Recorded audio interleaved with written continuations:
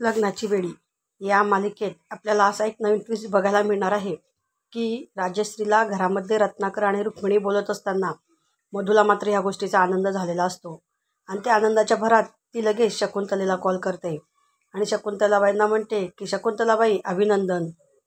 त्यावेळेस शकुंतलाबाई म्हणते की काय हो मैनाबाई, तुमच्यामध्ये थोड्या थोड्या गोष्टींना अभिनंदन देण्याची पद्धत आहे का? तेव्हा मधू म्हणते की तुम्ही जी काही ठिणगी लावलेली आहे त्या ठिणगीचा विस्फोट या घरात झालेला आहे. तेव्हा शकुंतलाबाई म्हणते की अजून तर काहीच नाही, आत्ता उद्या बघा तुम्ही मी काय मोठा प्लॅन केला आहे. बघूयात ते डॉक्टरीनबाई या प्लॅनमधनं कशी बाहेर निघते. तर तिला मी आत्ता कायमची धडा शिकवल्याशिवाय आणि वठणीवर आणल्याशिवाय शांत बसणार नाही.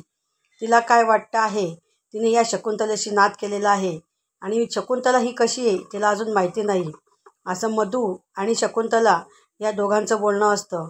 मधूला पण खूप आनंद झालेला असतो की कारण घरामध्ये रुक्मिणी आणि रत्नाकर हे दोघेही राजश्रीला बोलत असतात आणि राजश्री बोलणे ऐकत असते.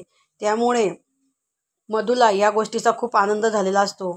ती म्हणते की आता हे दोघेही काही तिला कॉलेजमध्ये पाठवणार नाही आणि स्वतः आईसुद्धा कॉलेजमध्ये जाणार नाही कारण त्याचा मोठा खूप अपमान झालेला आहे आणि त्या अपमान झाल्यानंतर बाहेरसुद्धा निघत नाहीत. तेव्हा शकुंतलाबाई आता आपली वेळ सुरू झालेली आहे. आता तर सिंधूची ही वाट लागणारच आणि सिंधू ही आता ह्या घरातनंही बाहेर निघणार. आपण दोघेही मिळून तिला पळायला वाट सोडणार नाहीत असे करूयात. तेव्हा शकुंतलाबाई म्हणते की मी तर सिंधूला पूर्ण निस्ताबून केल्याशिवाय राहणार नाही.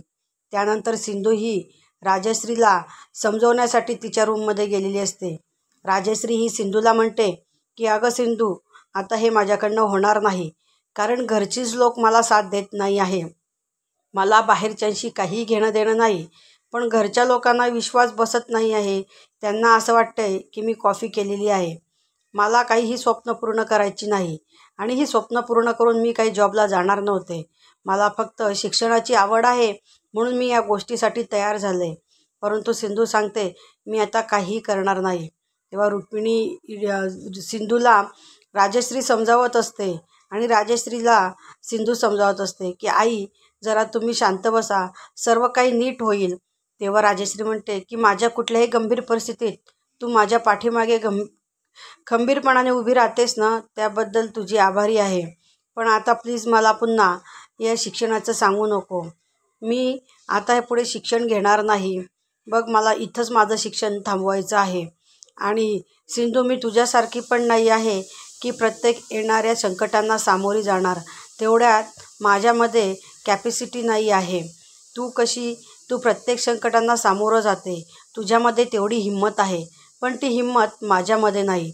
असं बोलून राजश्री ही रडू लागते. त्यानंतर ती त्या ठिकाणून उठते, तिची पर्स काढते, पर्समधले पुस्तकं बाहेर घेते आणि ते सिंधूच्या हातात देते आणि सिंधूला हात जोडून माफी मागते. म्हणते की सिंधू मला माफ कर, मी अपयशी ठरले ग, मी काहीच करू शकत नाही आहे. मला माझा संसार हाच खूप महत्त्वाचा आहे आणि मी आता त्यातच लक्ष घालणार. तू माझी शिक्षणाची हे सोडून दे ग, मी आता तुझ्या पुढे हात जोडून तुझी माफी मागत आहे. तेव्हा सिंधू म्हणते की अहो आई तुम्ही शांत बसा आणि मी तुम्हाला निर्दोष केल्याशिवाय पण शांत बसणार नाही. त्यानंतर दुसऱ्या दिवशी शकुंतलाबाई ऑफिसमध्ये असते आणि सिंधू त्या ठिकाणी आली असते. सिंधू आणि राघव दोघेही आलेले असतात. त्यावेळेस सिंधू ही बाप्पाला म्हणते की बाप्पा तू काहीतरी कर. शकुंतलाबाई ही राजश्रीचा निघण्याचे कागदपत्र तयार करणार. तेवढ्यात त्या ठिकाणी साळुंकेबाई येतात आणि साळुंकेबाई या म्हणतात थांबा, मी काय सत्य ते सांगते. त्यानंतर साळुंकेबाई ही समोर सिंधूला सर्व सत्य सांगते आणि त्यानंतर ते सत्य सांगितल्यानंतर सिंधू ही साळुंकेबाईला बाहेर भेटते आणि ती सांगते की काय घडलं ते सांगा. तेव्हा साळुंकेबाई सगळा प्रकार सांगतात. आता सिंधू हे कोण आहे याच्या पाठीमागे हे शोधून काढणार. असेच भाग